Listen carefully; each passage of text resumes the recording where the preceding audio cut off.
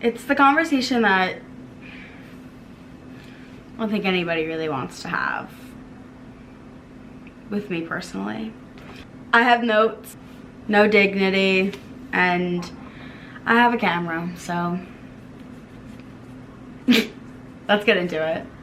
Hyperfixations are something that is, how should I say, like, insane, but also like transformative for young people, but also like she needs help, but also kind of cool and different. Do you get what I'm saying?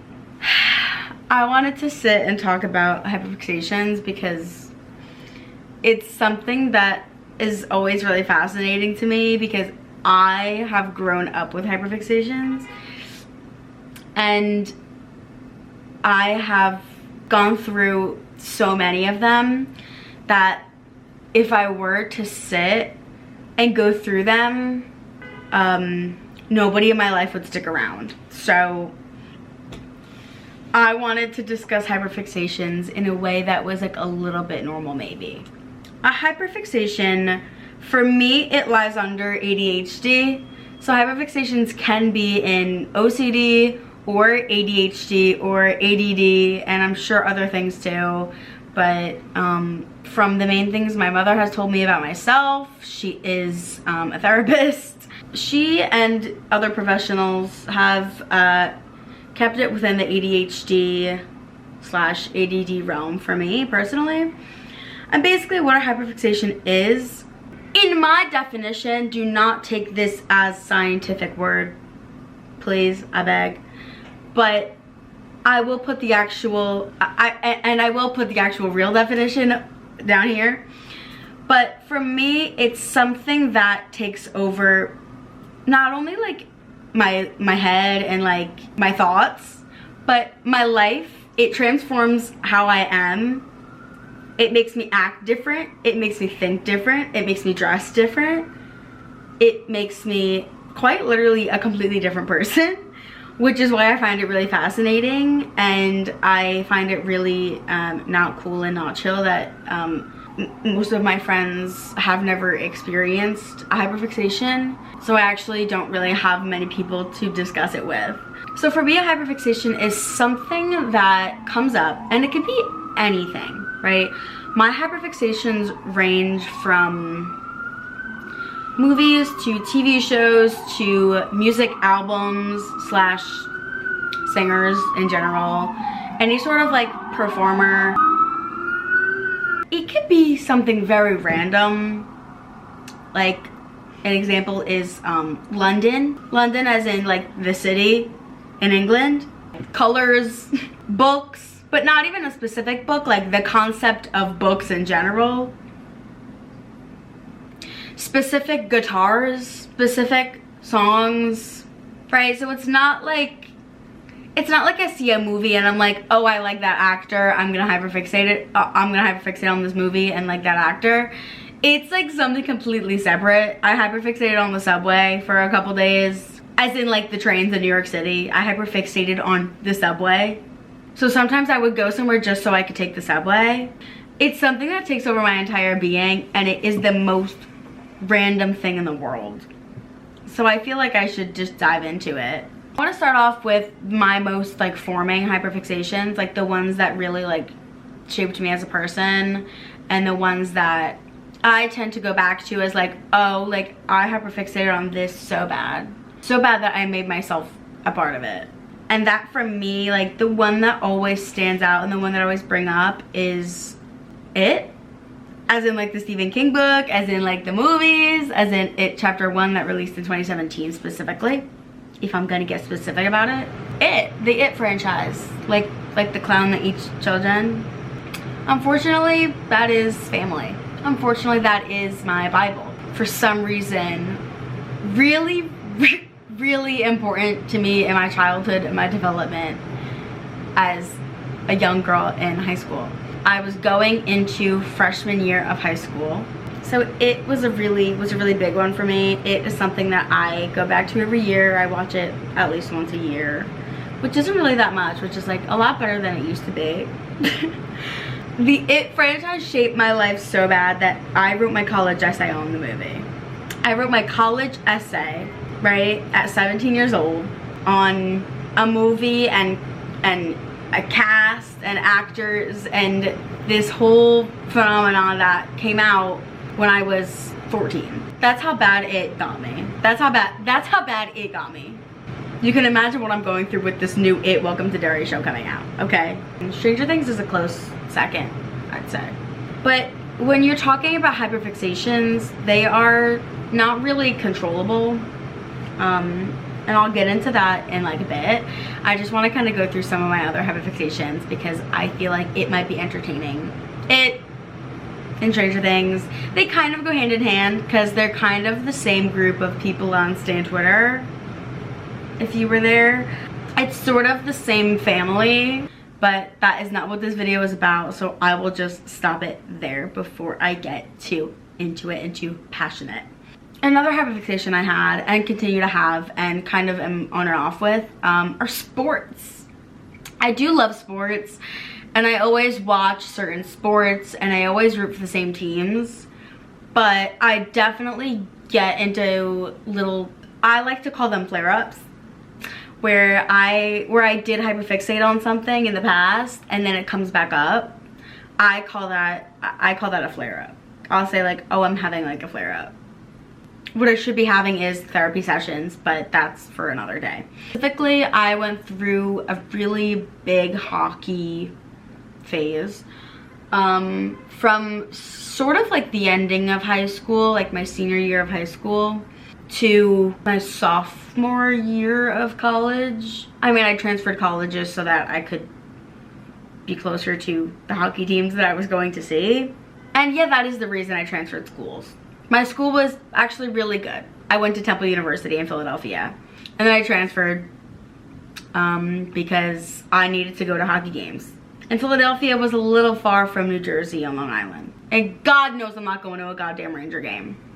I was just watching any hockey game that was on TV, no matter what team it was, what city it was in. Like, it did not matter. I was watching hockey. Hockey was big.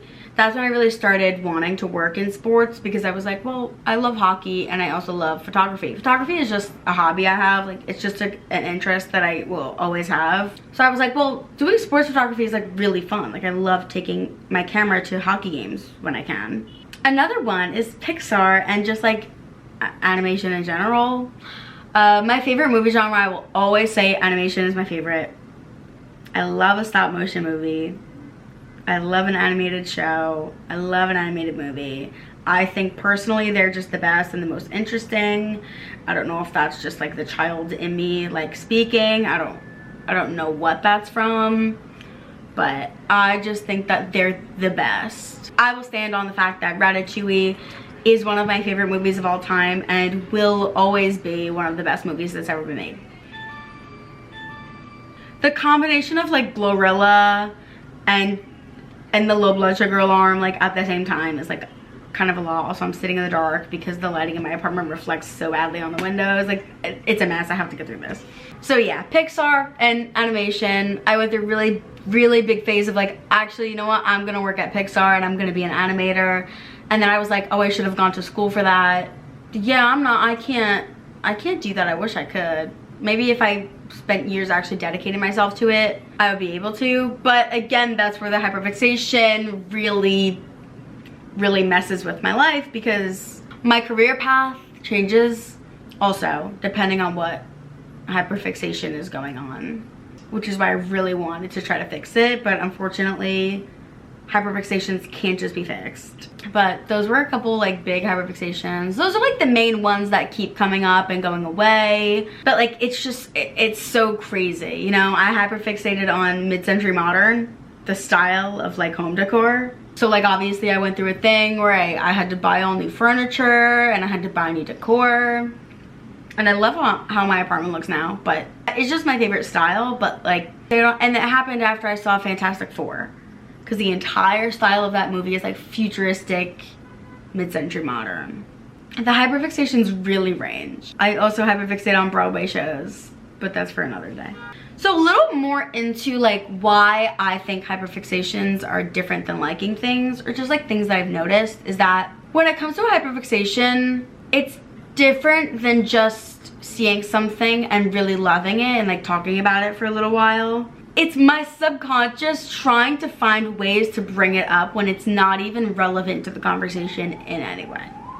I feel like a need to go and buy things. I hyperfixated on an album specifically. I'm not gonna name names or do anything because I'm trying to be chill and cool about it. I listened to an album for the first time. I remember I was waiting on the Saturday Night Live standby line, hours outside just sitting in line, and I had an album on repeat the entirety of the 6 hours. I did not switch up once. Not once did I turn it off. And I listened to that album for about 10 days straight. I would like purposefully go do things so I could put my headphones on and listen to the album. I bought the album on vinyl record. I went and bought merch. I watched interviews online. Like it's just, it's a snowball. It really is. I just can't seem to find a way to control it even after all of these years. For me, it's not just like, oh, I listened to a new album and I really like it. It was like, I brought it up to my family in the middle of dinner. Normal people don't do that. People who have enough dopamine in their brain as it is don't bring up random albums that their family doesn't care about at dinner. Like, leave Joe out of the dinner table. Like, nobody needs to be talking about Joe at the dinner table. But I did. I did need to talk about Joe at the dinner table, okay? And you know what? Like, I'm not ashamed.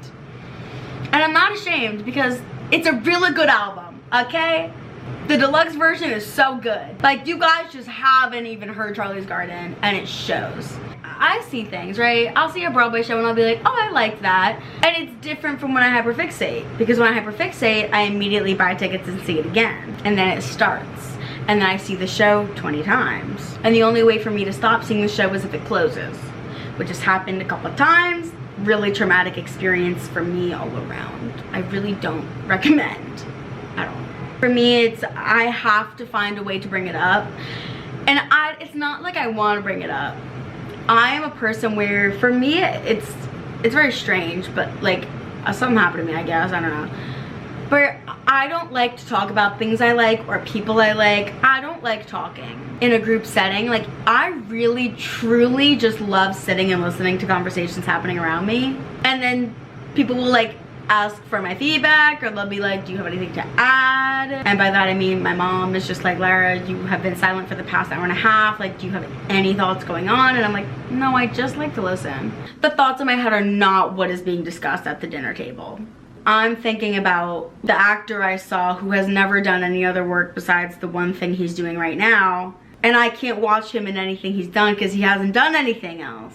But I can't stop thinking about whoever it is at the time. Like, I can't stop thinking about them, a song, or a movie, or a city like London. And it gets extra worse when you actually do have a friend who acts the same way and sort of is the same way, because you are just enabling each other at that moment. Like, you're like, wait, you feel the same exact pit in your stomach when you can't talk about this. This is perfect. Oh, you also have this really strange ability to surround your life with specific things that you really like in a much different, more complex way than other people like it. I am going through that right now. I personally am not gonna talk about it, but just know. Something that like sticks out, kind of to try to like explain it better, is people have favorites, right? Favorite movie, favorite show, favorite musician, favorite whatever, right? I have my favorites.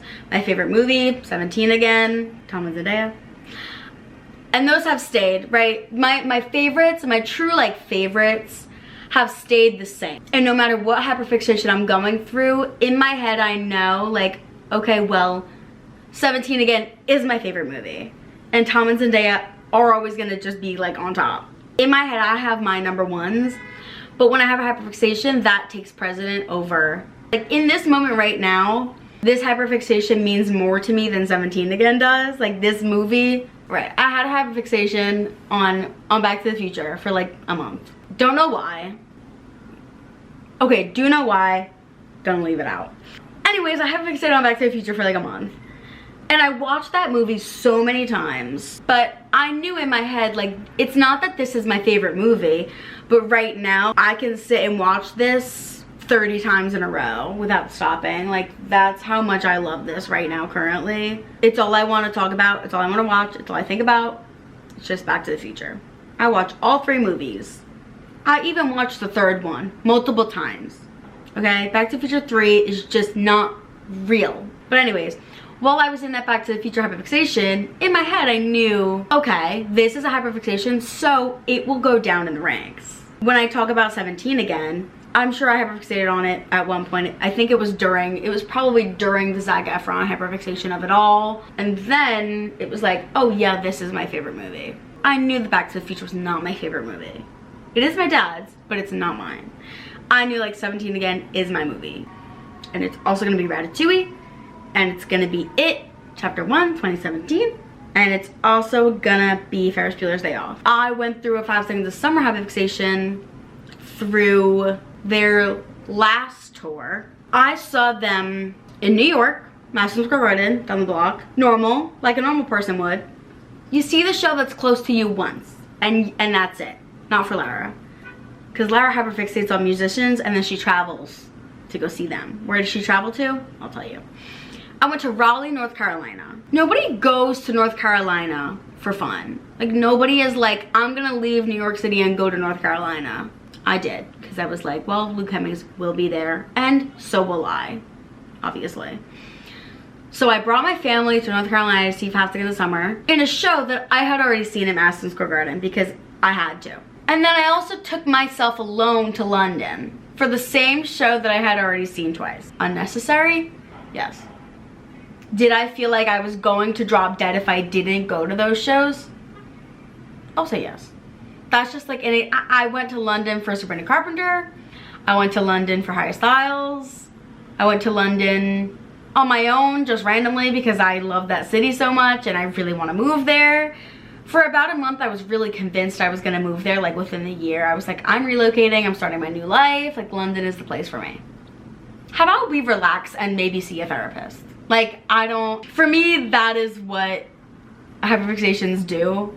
They really take over my life. They change the course of my life, which is why I'm actively trying to cure myself.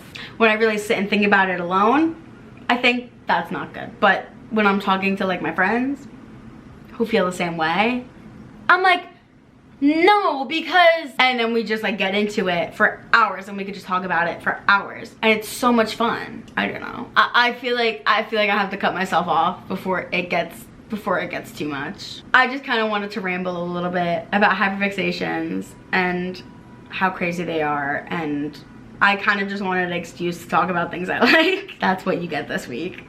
I will say some things that I have done that have helped me get a little better with hyperfixations. Medication. Hey, ADHD medications by Vance. It's also just like forcibly doing things on my own for myself. And I'm like, well, if I can hyperfixate on a Broadway show and I can go see it 4 times a week, how about I force myself to do one thing just like on my own for myself, right? I go to the gym every day. Overall, it's something I would like to figure out before I actually have to stick with a career and really like follow through on building my way up. I hope you enjoyed hearing about how I suffer day to day. If you have any fun hyperfixations, please let me know. Always nice to know I'm not alone in this suffering. It helped me sort of focus more on myself and my life when I knew that I was hyperfixating on things. I just thought I really liked things, but you don't fly to Texas and fly to Chicago and fly to California and fly to foreign countries because of something that you like normally.